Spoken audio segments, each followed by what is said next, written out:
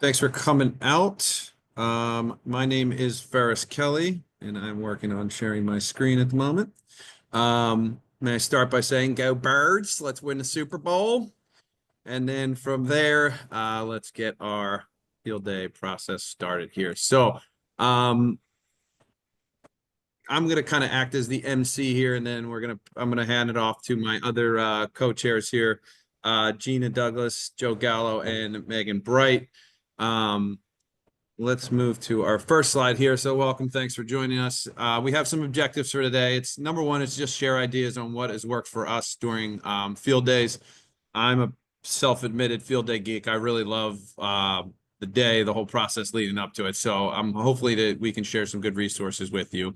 We also have a shared resource in our field day PD resource folder. It's a Google shared doc. Everyone should have access to it. If you don't have it now, we'll definitely email it out after. We're just basically dumping in some different types of resources that we use, schedules, planning, some game ideas, all those things will be in there. If you have stuff you'd like to share with the rest of the people in this program, please feel free to add stuff in there. It doesn't have to be a very organized folder. It's just one of those things where you can kind of skim through and go, man, that's a great idea. I'm going to take that and use it in my field day this year or going forward. We're hoping to keep this kind of an open dialogue. We don't want to be just kind of talking at you the whole time. So like Andrew said, if you have questions or you have like, hey, I have a great idea for this particular thing, I've done it before, put it in the chat and then we'll open up the speaker to you and then you can kind of share. And then if you have any questions, we can answer those.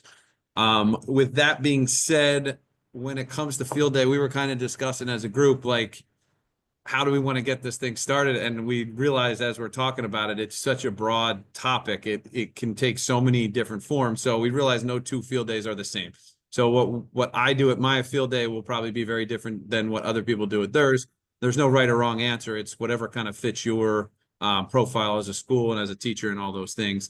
And kind of like what I was saying, it's impossible to cover everything in here, but I think we're going to do a pretty good job of like giving the broad strokes with specific examples of what we're doing. So with that, we have a slide for each presenter here. And this is just going to give you kind of a rundown of what our schools look like. So you can kind of get your head around what kind of process each teacher is kind of working with. So Gina, you're up first. Go for it. Hi, everyone. My name is Gina Douglas. I teach at Starkweather Elementary School in Westchester Area School District. And I have done 18 field days. Even though I look like I'm in my 20s, I know it's very hard to believe. But I am the biggest elementary school in the Westchester Area School District. So we have approximately 600 students. I teach grade levels K through 5. Education population, we have multiple disabilities students at our school. So, you know, like I said, multiple disabilities. So they could be wheelchairs, it could be walkers. So I have to modify a lot of my stations or make sure they're accessible for everyone. We have a it's half a day in the morning. I have it for third through fifth grade, and the PM I have it for kindergarten through second. Do themed field days. I'm all about a good theme. As you couldn't tell, it's a Valentine's Day theme today, so I'm all decked out in that. I do not do a competitive field day. Staff games, we have not started yet. We thought about the idea last year, but it was a little too late to start, but we will be doing it this year, and I'm very excited about it. We have our fifth graders who help in the PM with the younger kids. So they do it in the morning. They know what's going on. They're ready to help in the afternoon. We are very lucky. We're right next to a middle school that has a lot of fields. So I do our water games up at our school on the playground, so the blacktop area. And we have our field games on the middle school soccer fields. We do it in the spring, all outdoors, nothing indoors, and we don't do specific shirts, but depending on the theme, each class or grade level can pick something. Or last year, for example, we did Olympics, so it was just really red, white, and blue. That's it. All right, nice work, Gina. And there we go. All right, so I am up next. My name is Ferris Kelly, if I didn't say that already. I work at Fertibar Elementary School. It is in the Neshaminy School District. I was doing the math on this. I think it's my 14th field day. If you count virtual field day during COVID and all that stuff, I think that's an accurate number, but give or take, it's around there. We have a population around 500, maybe a little less than that. We are a K-4 building. We do have just started this year a kindergarten autism specialty program. I think that population is going to grow throughout, so I'm hoping to get some good ideas on that as well today. We do a full day event. I always tell the kindergarten teachers, if, at 2 o'clock on the afternoon, you guys are feeling kind of tired, feel free to go inside. You don't have to force yourself to stay out the whole day, but we do offer the whole day. I started doing annual themes, I think 3 years ago. That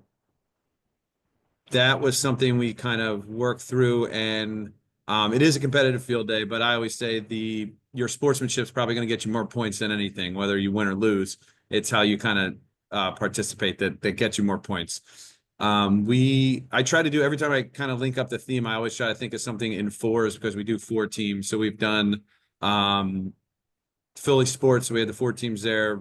We did Harry Potter with the 4 houses, and then last year we did Super Mario. So there's a lot of variety we went with there.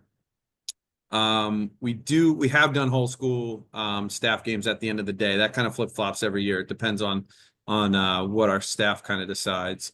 We are lucky enough to be right next to a middle school, so I work with their Junior Honor Society chairperson, and they always send a great group of kids over to run our stations for us, which takes a lot of the burden off our classroom teachers for having to run those things.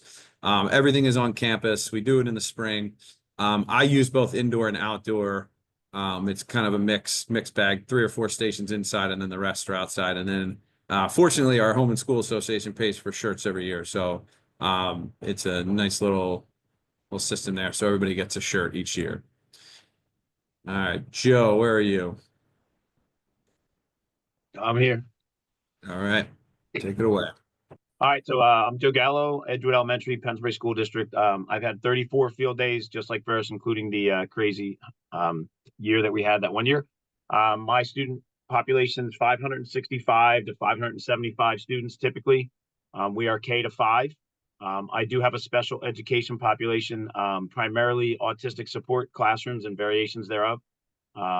And so they affect and impact how we do our field day and everything else we do, obviously.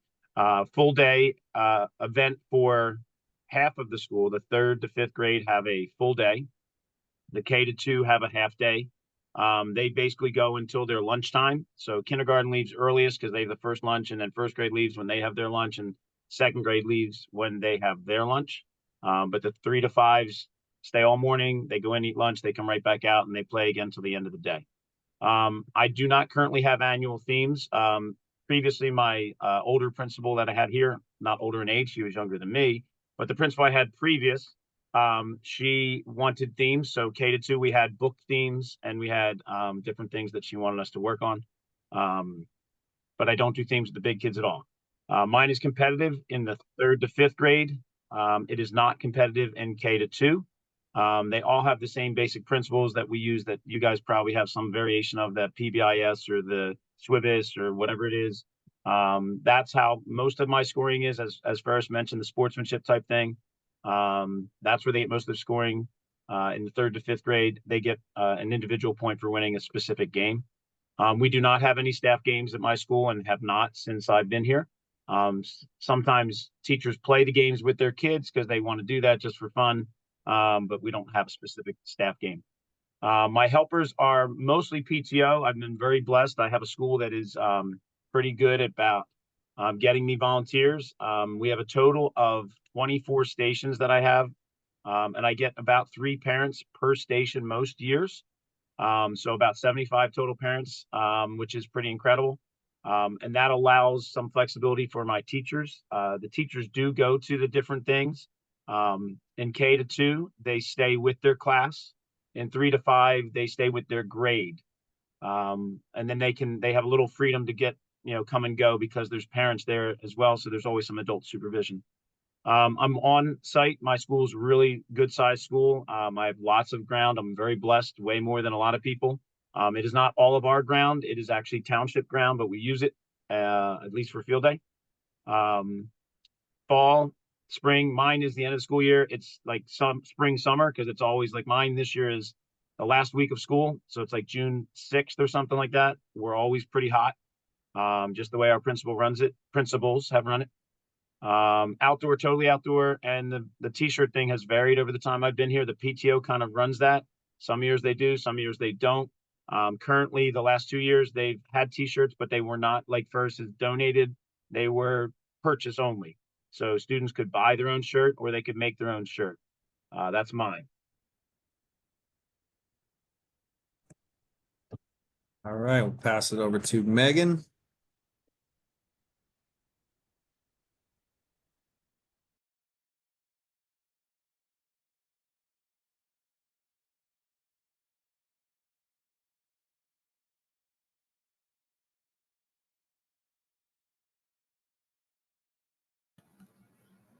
All right, I couldn't unmute there for a second. Sorry, guys.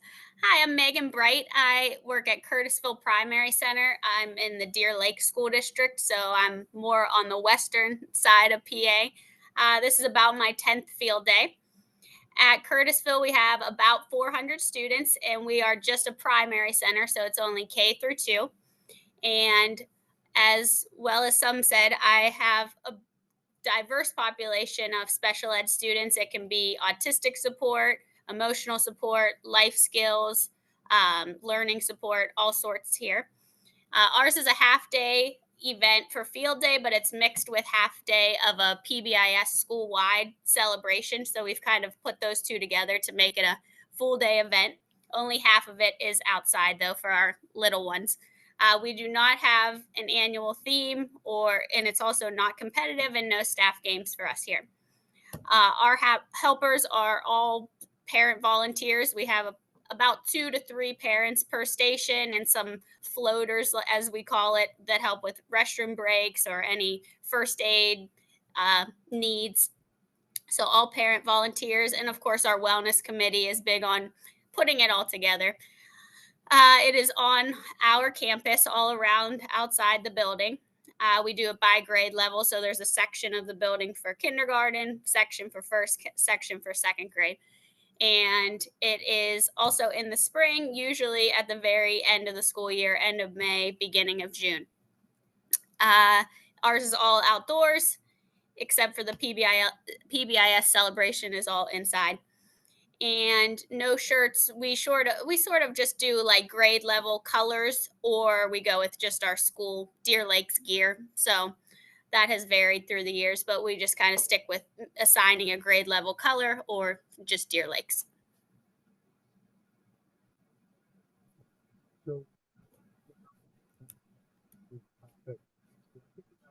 Around 12 to 15 topics, kind of like a lead up to field day, and then the day itself, and then the follow up to the after field day task you have to do.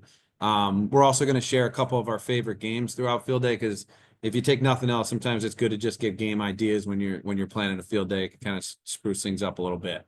So my slide to start with is staff communication. My biggest piece of advice to anyone that's starting out with field day or has been doing it for a little while and really want to kind of set the tone in your building for field day. I run a field day committee. It's fully voluntary. I email them about this time of year and say, hey, we're getting the field day committee back together. It's not a huge undertaking. I usually get about 10 to 15 people that sign up. We have a meeting once a month leading up, and then probably every other week or so as the date gets a little bit closer. But the reason I love this field day committee is for a few reasons. Number one, it gives me the input from the teachers. They're the ones that are kind of the day-to-day grind in the classroom. And I might have an idea and they might raise their hand and go, well, this won't work for one particular reason or another. And it's something I never even thought of because I don't really deal with, student lunches and things like that on a day-to-day basis. It also kind of gives me a better perspective on how their day goes. If I run a field day, I'm kind of floating all around. I don't see the intricacies of everything they go through. So you might get a teacher that comes up and say, hey, I think if we did X, Y, and Z, it might flow a little better. And of course, it's something I never even thought about, and it's really helpful. So I love the input I get from the staff. The other thing that I've done much better with over time is task delegation. I think the first couple of years I did it, it was like, here's my committee. I'll do all this work. I just need your input. Whereas now I'm like, I see the things that I don't necessarily love doing. Number one, arts and crafts, those things like that, I don't like to do. And typically a classroom teacher does like to do. So I'll just say, hey, is anybody willing to do this? And then when I give out those simple, like one person tasks, I always find that the stuff I get back is much better than what I would have done anyway, because they can focus on that one thing as opposed to us, the PE teachers that are running around doing 100 things. If it's one thing, they go all out. And it's always like they bring back whatever I asked for them, and it's much better than I would have ever thought of and what I was thinking it was going to be. So I love that part of it. And then lastly, especially if you're new or you're coming into a building where they've done the same type of field day for 20 years, they've had the teacher there for 20 years before, and this is how we did it. If you want to change things up, you're going to need some advocates on your staff to kind of help you out with this. And by being part of that committee, giving their input, when teacher X that is always kind of like, well, I make sure I need my prep. I need this. I don't want to do this. This time is this. Instead of them coming to you or you hearing secondhand, it could be someone on that committee that's on their grade level team that's like, hey, listen, we talked about this. The reason we're doing it this way is because of this. And I actually had a real life experience with this, whereas one of the teachers, I was like, they've been in school for 25 years. And I was like, they were kind of giving these looks when I was like, I'd really like to change it up. And then after field day that year, they came up and said, this was the best field day we ever had. So I was like, this is awesome. And it's kind of like, it really helps kind of share the wealth of the field day as well. The next big thing as far as staff communication for me is the staff packet. If you came into my office right now, you'd see a desk full of absolute clutter. I'm in the library, so it looks nice now, but it's full clutter. My mind's everywhere, but this staff packet is something I work on really hardcore because it's one of those things that is super organized. And it kind of, I think by putting the work in the front end, you're saving so much time on the back end. You're kind of stopping problems before they start. Cause this is kind of like the Grand Central Station for all the staff. Oh, you have a question on timing. What's lunch going to look like? It's like, before you ask me the question, look at your staff packet. I'll just click because I think we have time. I'll just click and just give you kind of an idea, just kind of skim through it as to what mine looks like. So this is from last year. It stays 95% the same from year to year now.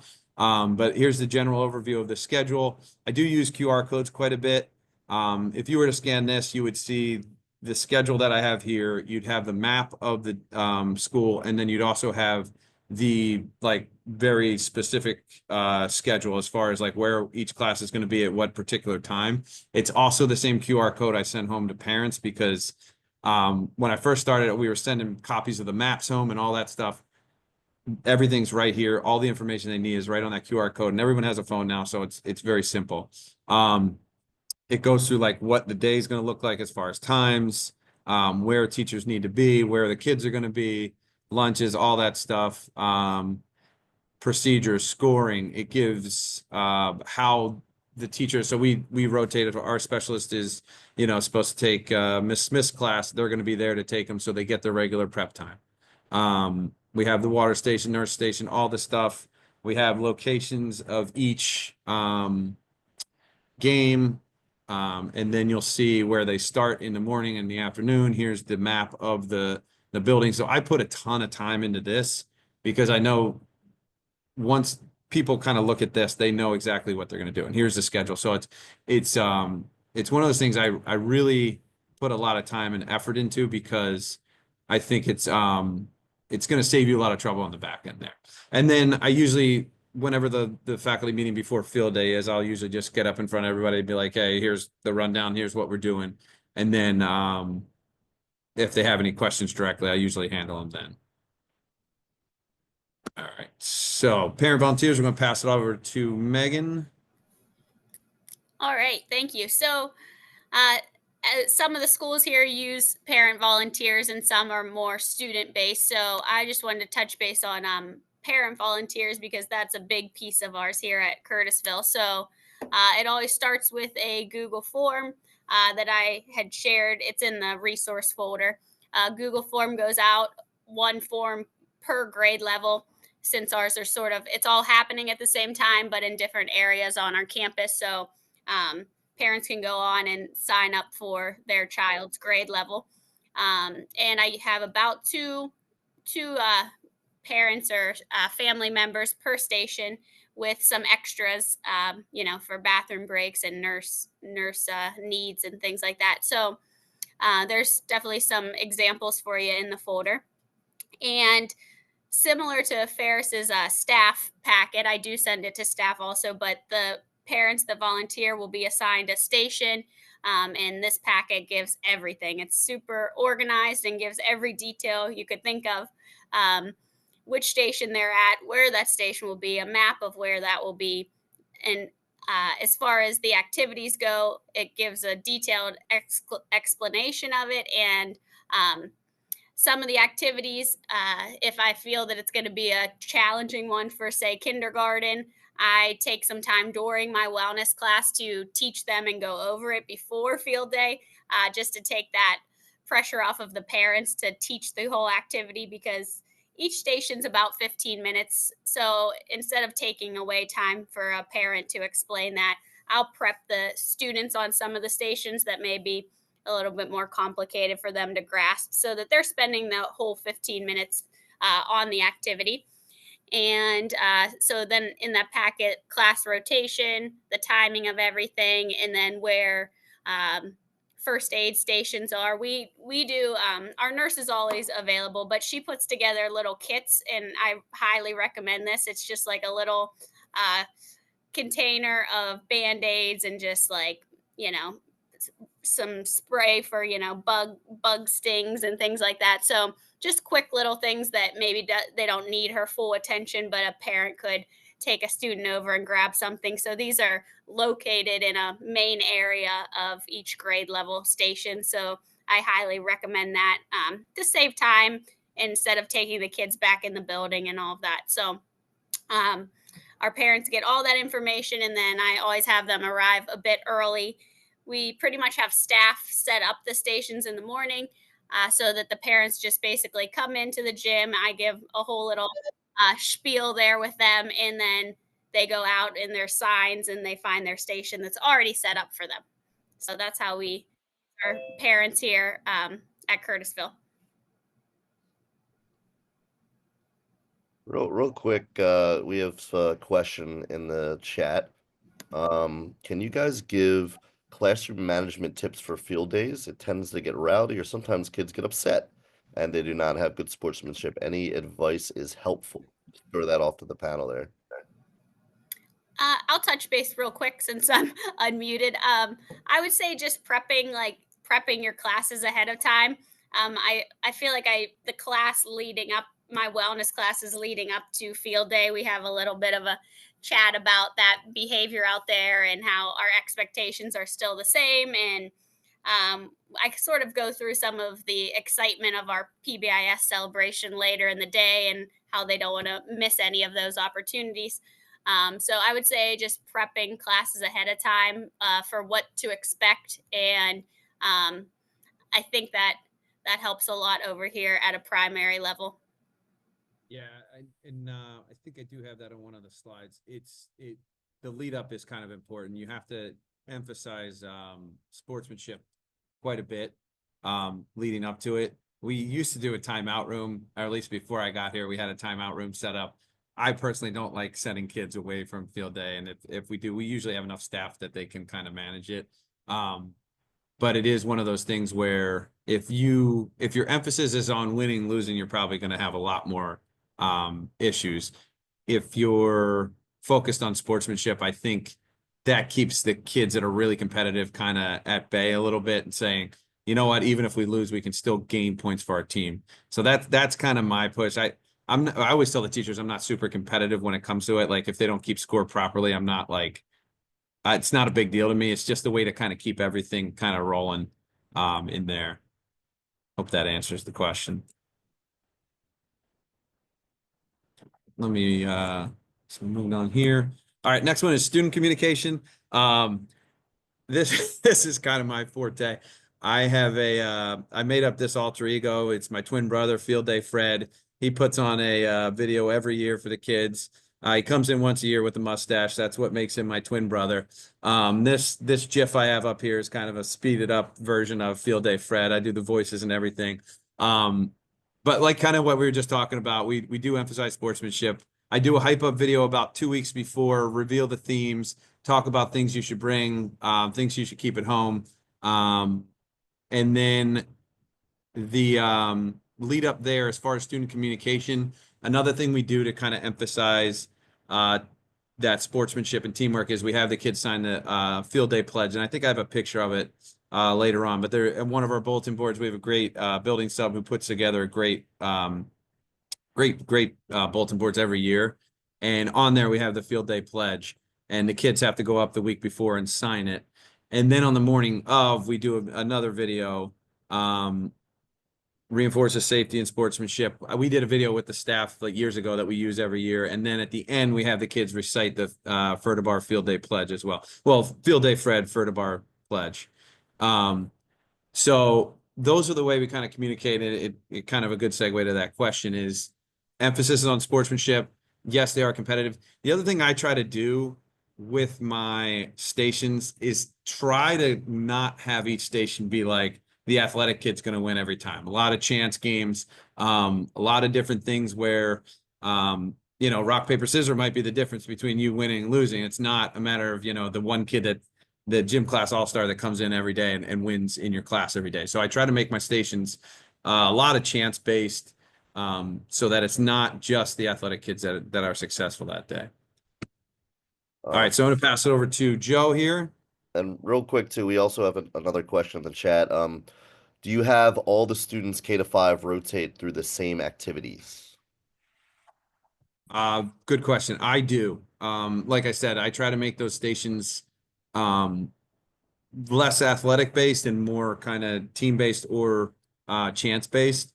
So, I mean, if you watch the 4th grade class go through it, it's going to look vastly different than a kindergarten class. But the foundations of each station, I do build in so that each grade level can do it. So we're not swapping out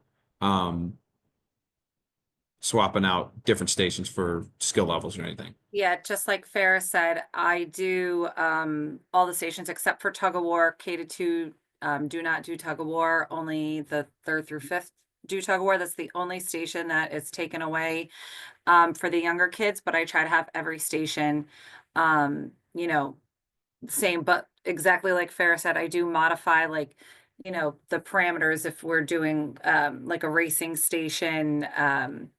Moving the cones closer together, something like that, just a small little tweak to be done, modification for the younger kids. But other than that, just keeping them the same.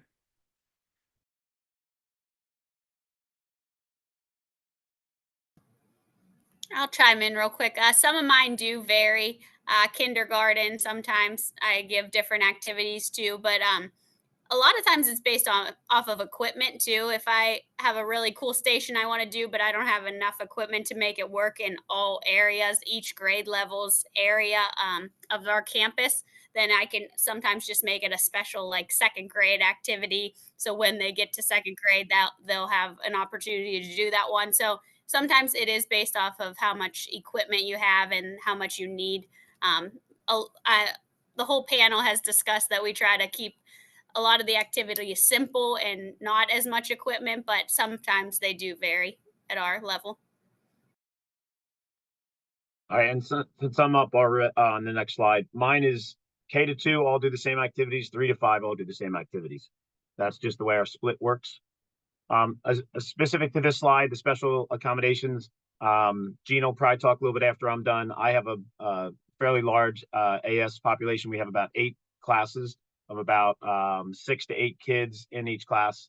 And then we have other kids who are funneled to this building because of our supports that we have in the building.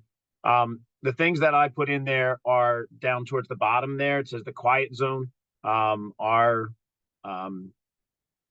AS classes have some parents who come and basically set up a sensory tent. And that one thing I said to the group that's on the panel here, the first time they did it, it was a great idea. The problem was they put it in exactly the worst spot. They put it right next to the sound system, the speakers. So that was a problem and we had to relocate. But now that we've done it a couple of years, we found a quieter spot to put it that's off to the side. But that's, you know, my kids, what I've done in the past is we've had modified equipment. We've done parallel play space so that they're actually doing the same game, but at a slower pace right next to the other kids. So their friends are helping them out. We have the buddy volunteers. They actually work with the kids in the games, but they're not counted as their competitive partnership. They get to kind of play the game with their friend, and then they get to do the competitive version. The paraprofessionals and the adult volunteers also transport my kids. Sometimes I have fifth graders, I have buddies who will leave the main play area to go to this quiet sensory area and play smaller versions or simpler activities with the kids who need to get away from that space. And then I always put additional equipment. So if I have, you know, 5 teams out there playing the game or 6 teams out playing the game, there's always a 7th or 8th set of equipment that matches it so that they can do it and not be pressured to do it at a certain speed. Some of the kids fit right in, as you guys know, if you deal with that population, and other kids, it's more they need to take their own time and they're going to have specific expectations they have. I don't know what else Gina has to add to it, but that's my piece of it. So, kind of just to piggyback off of Joe, we also have a tent that is down on our fields area. There's not any shade in the field area, so we make sure that there's chairs and things for them in case they get you know, hot, need a break. They might need more breaks than others. Also, I meet with our MDS teachers before the event to explain what we're doing and see what modifications I can make to some of the stations, and also have extra equipment if there is something at a station that I know isn't going to work for them, how I can modify it. We also, sorry, there's a bunch of people who just came into the gym. I got a little distracted. Also, with our MDS population, they go into their classes for an all-inclusive learning environment. So they don't go in as like their own individual class. They go into what classes they usually come in for phys ed or whatever the case may be.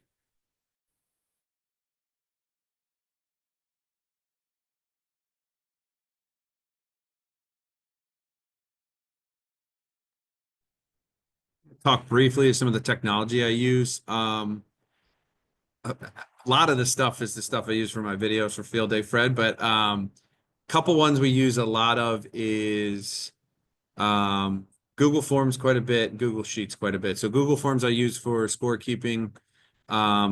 I also use that for staff surveys, which I'll talk about a little later. And then Google Photos, I just open up a album every year and then just send that out to the staff. So as they take pictures, they can add them into that. The QR Monkey is the one I use for free QR code generators. That's what I used in the QR codes you see today. Tech Studio is a really cool website where you can get pretty much any like font that you want. Like the Super Mario font was there. I think the Harry Potter stuff was there. So you can type anything in and it'll come up in that font. You might have to screen cap it. That's what I use the screenshot for most of my stuff. But these are all resources that you can use. And then WeVideo is what I edit the videos with. Comic Life was an iPad app I used years ago. I still use that for the map. I just update that every year. So those are a bunch of different little things that you can kind of work with from there. But as far as scoring, the Google Forms is great because it'll just tally everything up as you go throughout the day.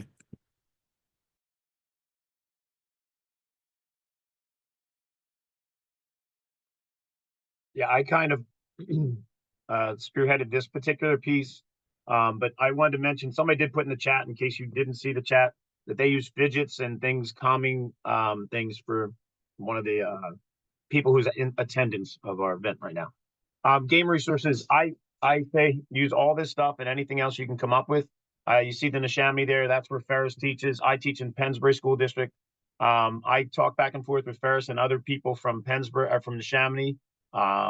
We use whatever school districts, whatever contacts we can have. That's definitely huge.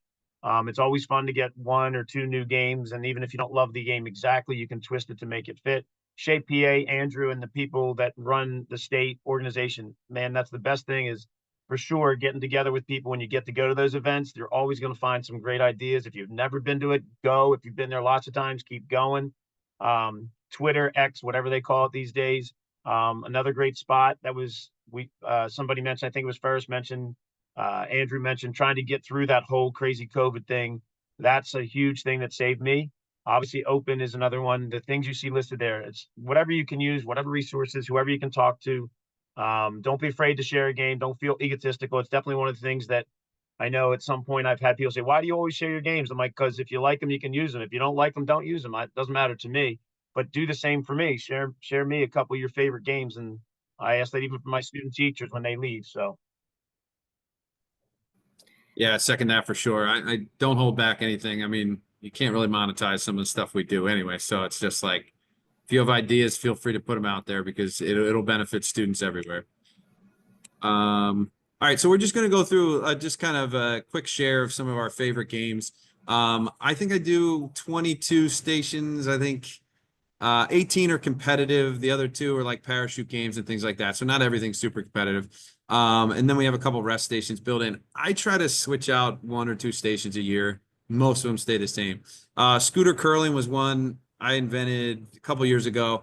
We have this ramp in our school, and I always wanted to like push kids down the ramp, and I realized that's never going to happen because it's too dangerous, even with helmets on. So then I was just kind of sitting there. I was like, if we just push these scooters down, that could be a game. And you don't need a ramp to do this. You can just push them and just make a target. I've done it in our gym before too, and it's a fun, easy one to set up. Like there's nothing to it. Bucket blasters, I got this idea off Twitter. I'm not sure who I got it from. This was a new one last year. Kids get a water gun. You have 2 ladders set up with a bunch of barrels or buckets, whatever you want to do color-wise. The kids are aiming for their own colors. Whichever team knocks their own colors down first wins that round. They can probably do a couple. And you see in that one GIF in the bottom left, there's actually 2 games going on. One's like a bucket relay thing on the right. The water filling station's on the left. So we run 2 stations out of those buckets. And then the last one is one I've been doing forever. It's called Last Man Standing. And the names of these switch every year based off the theme. But you're watching kindergarten here. This game goes real quick. Basically, you want to walk around trying to keep the Frisbee on the noodle the whole time. You can knock other people's off. If yours falls down, you're out. Whichever team is standing last gets a point. 4th grade gets the strategy about it much differently than you'd see in kindergarten, but I think it gives you guys a pretty good idea of how that game works. It's a fun game to play in class too. So, all right, this is Joe's here. My first one I'll start with is a lot like Ferris, that Last Man Standing, the noodle duel. Somebody gave that to me from one of the other schools in our district. It's basically looks like what the picture you see there, except that my kids are also holding some kind of paddle with a beanbag on it, and then they try and knock the beanbag off the paddle. I've seen it at other shape events, and I'm sure you've seen it before, but it's one of the famous ones. It's one of the ones that the teachers actually challenge kids at. They like to play that game. Fling it football, those are just those little nets, and you just pull it apart and it flings it out. You can do it for anything, not just football. We've done it with all different kinds of items. Bank it is a thing that a student teacher brought me one time. I don't know. I've never been able to find it anywhere else. I'm sure it exists, but basically somebody holds a board up in the air and you throw it and you become the human backboard. Obviously you're supposed to hit the board part, not the person you're throwing it at. Animal bucket spot shot, definitely one I've seen lots of places, but it's a favorite. We do it K to 5. That particular one, slight variations, is just a bucket in the middle with a handful of poly spots all around it. They stand on the poly spot. If they get it in the bucket, they get to keep the poly spot. If they miss, they have to go back to their line. And the last one there, team cooperative track events. Mine, I have, instead of like a long jump, one kid versus another kid, it's the class versus the class, or the red versus the blue, or the black versus the orange. And they add everybody's jumps together. And then they all get to do a certain number of jumps, whether it's 1 jump, 2 jumps, or 3 jumps. We do it with shot put. We do it with jumping. We do it with throwing footballs. We do it with Frisbees, all that kind of thing. And it's just basically to show that the whole team's every, 3 feet or 4 feet adds to the total. And then they just get points based on that. So those are my 5 favorites. So.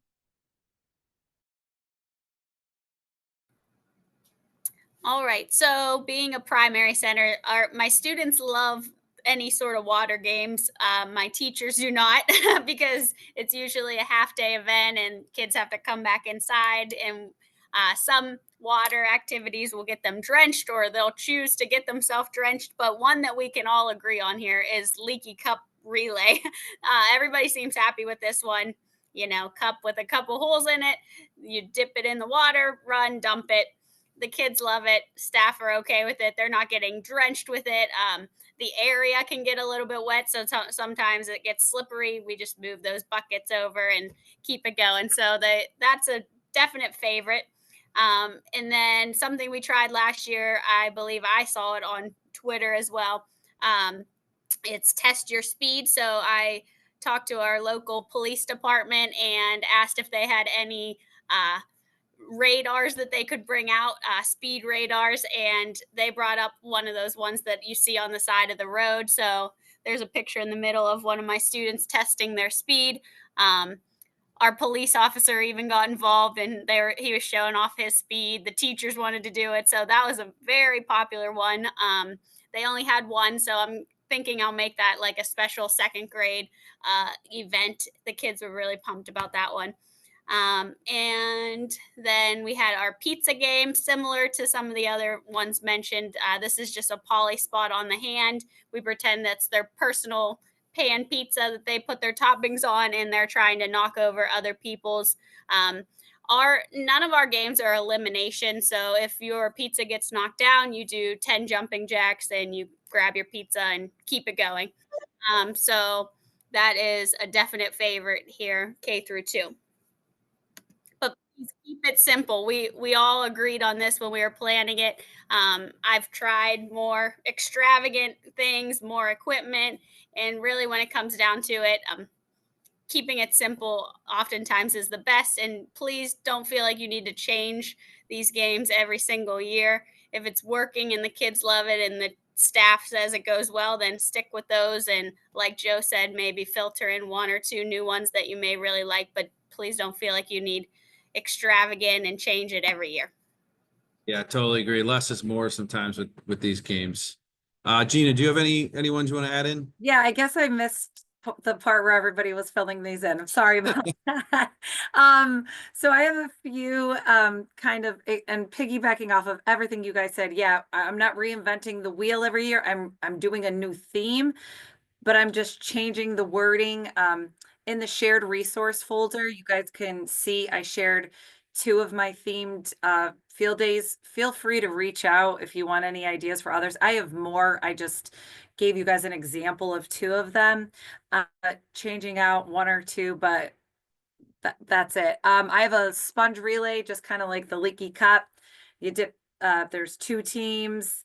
You put a sponge in, they run down, somebody's sitting in a chair with a 2-liter empty soda bottle, and you have to squeeze the water into the bottle, and then I have a line on the bottle, and you know, the team who gets there first. Same thing as Megan was saying, some of my younger grade teachers do not like their stations, so I do communicate to the teachers who send parent letters home about bringing changes of clothes, because that's been a big thing. I do a pizza box relay. Our local pizza shop, I give a call to, they donate 30 pizza boxes. This is always a fun one to see the little ones kind of trying to do it. You run down, you grab a pizza box, give it to the next person in line. So by the end, there's somebody who's trying to carry like 15 pizza boxes. It's just a see the kids do. And tug of war, that is not obviously a new station, but something different I do at my school. I do a 5th grade take home the trophy every year. I bought a trophy off of Amazon, a tug of war one, and every year the class that wins, that teacher gets to keep the trophy in their classroom for the entire year. They sign their name on the bottom. It's been a graders look forward to every year to do. So that's pretty fun. And then just something else, I don't know if this is coming, but I just wanted to mention, I do a free-flowing field day.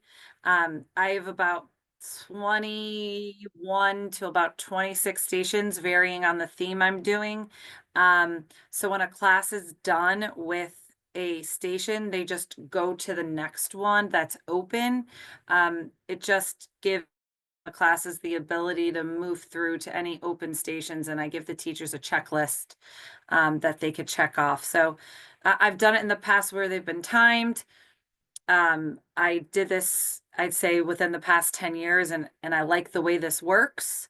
So that's what we do here at Starkweather.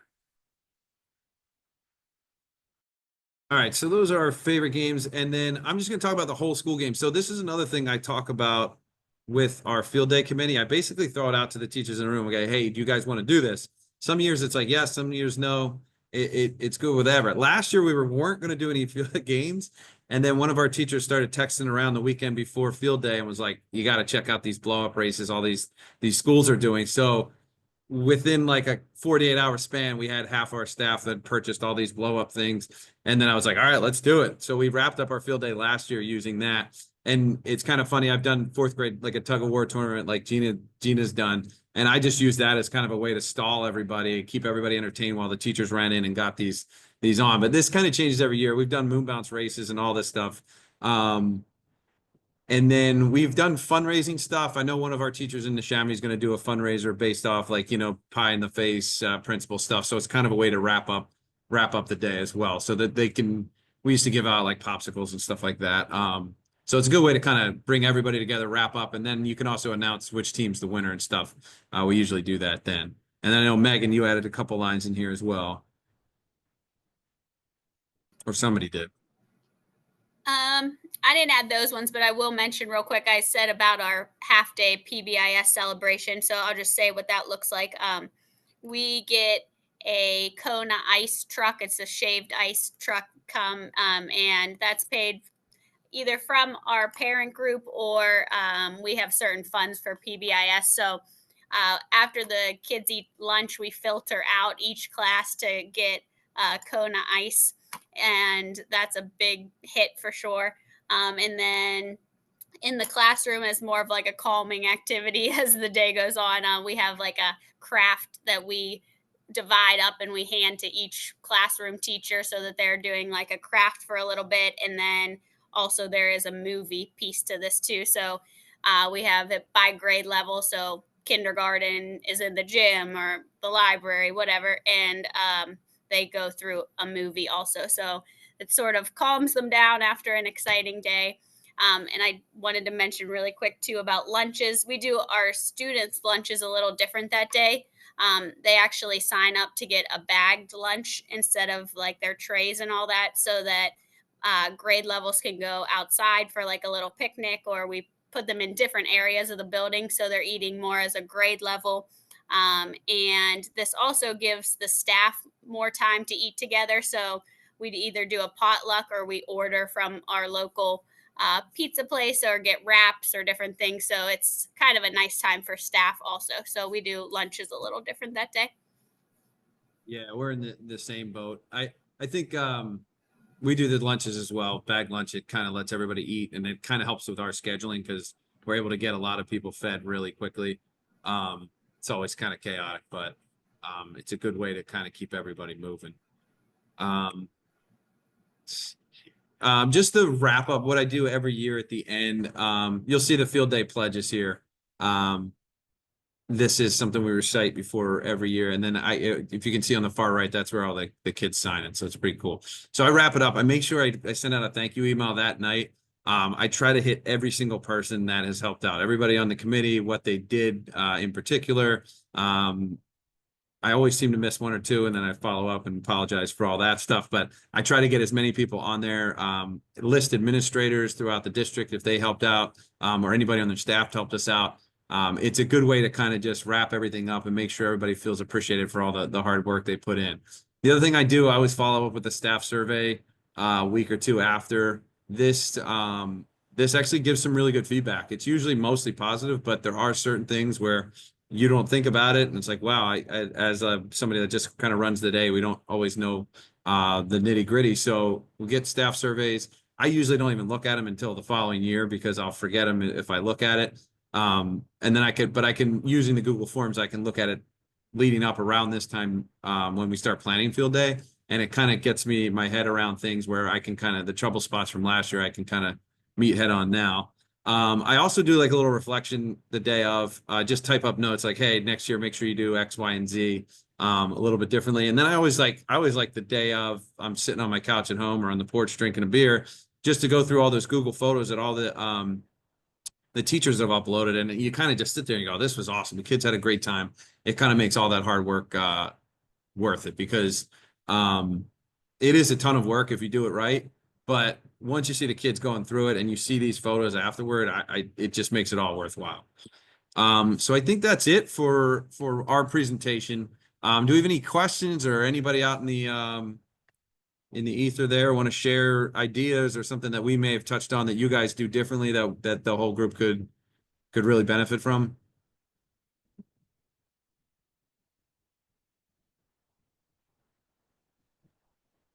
And at this point too, we can have people who are interested in talking just kind of unmute themselves and add their input.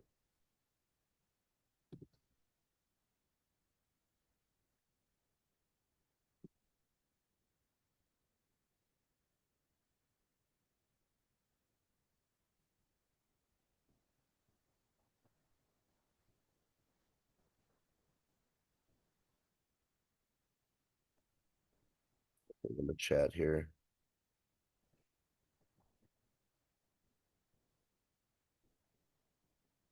So sign up Genius for parent family helpers. I just added a little piece there in the chat, talking about some of the things I've done that have been successful.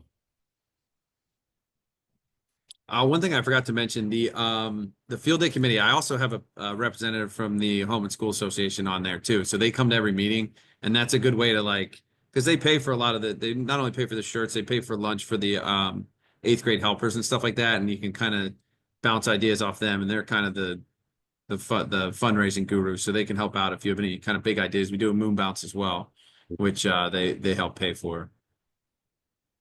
Yeah, I can add too. I've had a good bit of success partnering with different organizations. Like USTA is a great organization, and they've always come out and sent a couple people out to promote their sport.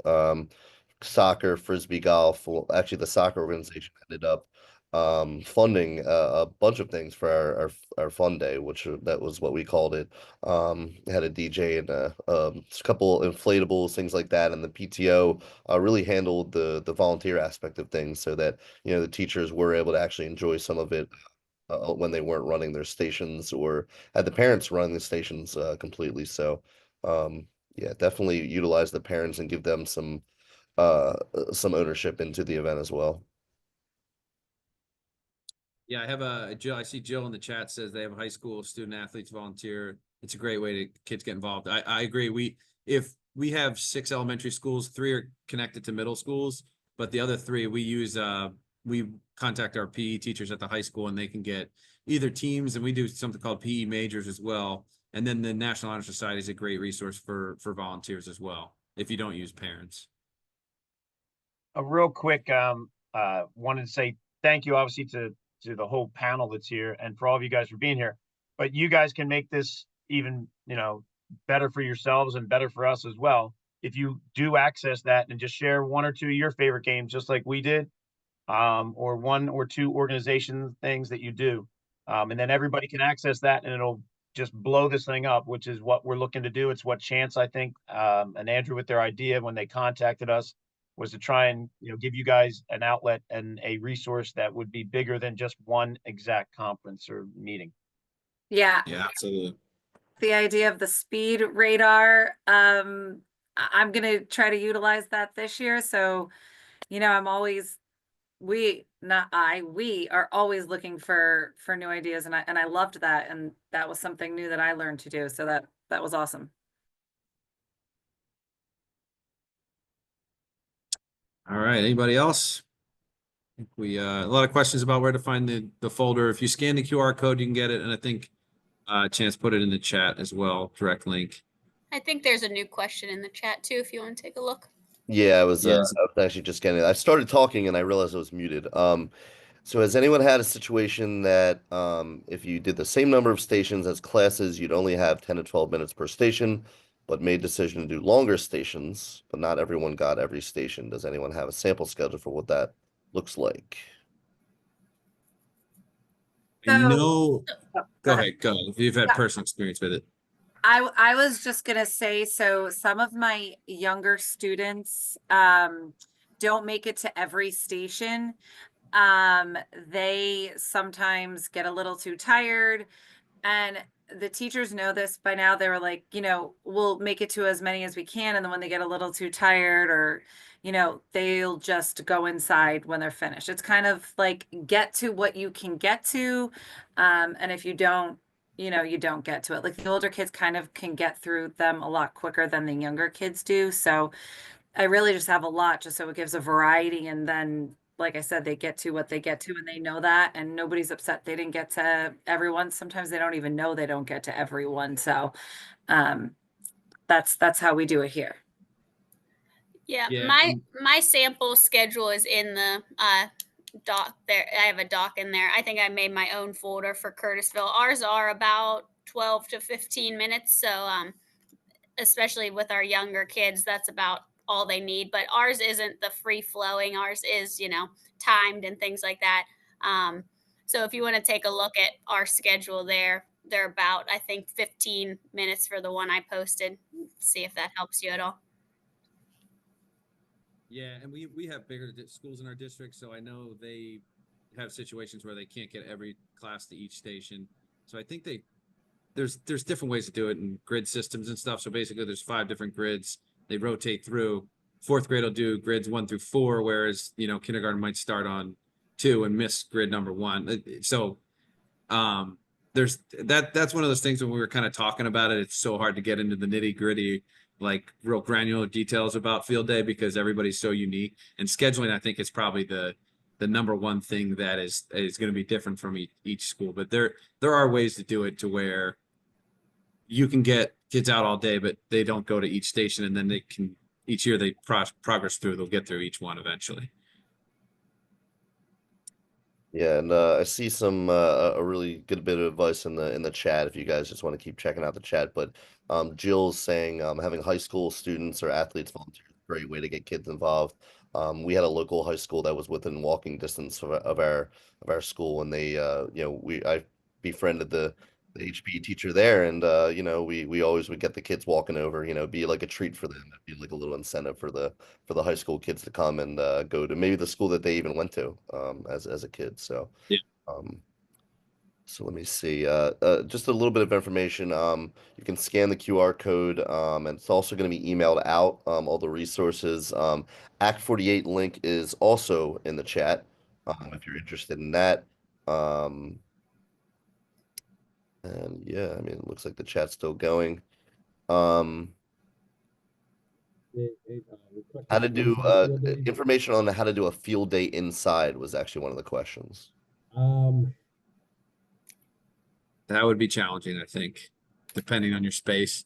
We just have a rain date, and hopefully we haven't had to use it, so hopefully we don't. But I Yeah, would so- imagine you would have to do it over a couple days to get everybody kind of through all the different things.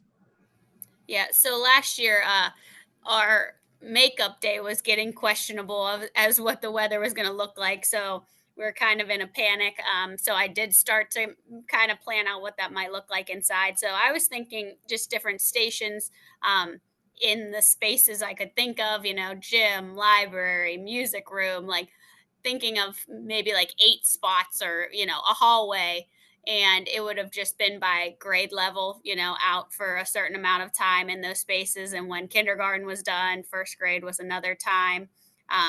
So that's what I was going to roll with, and just modify some activities, think of some small space games. But luckily, the weather held off till the afternoon that day, and we squeezed it in. So maybe just different spaces, and have maybe just like 6 to 8 that they rotate. It might take a couple days even to do.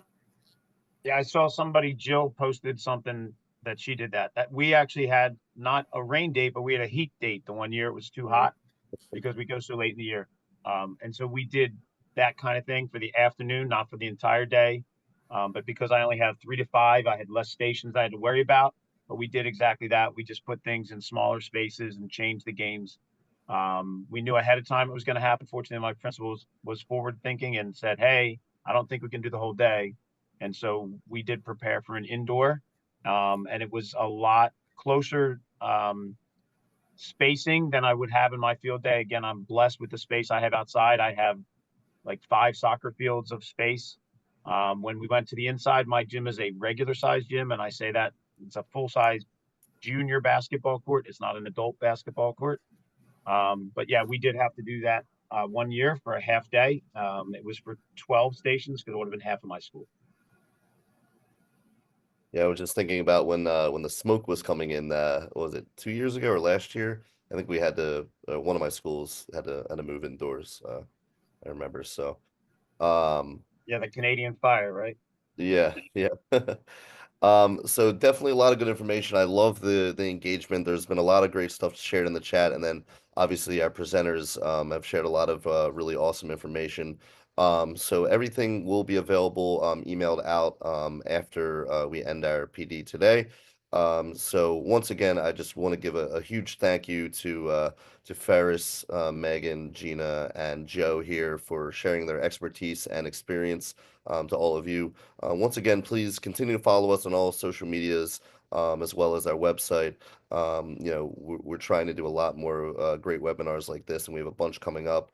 So please keep up to date on everything through our socials and website. So once again, thank you so much, everybody, for attending, and we look forward to seeing you again, and have a great rest of your night. See you, go Birds! Go Birds! Go Birds!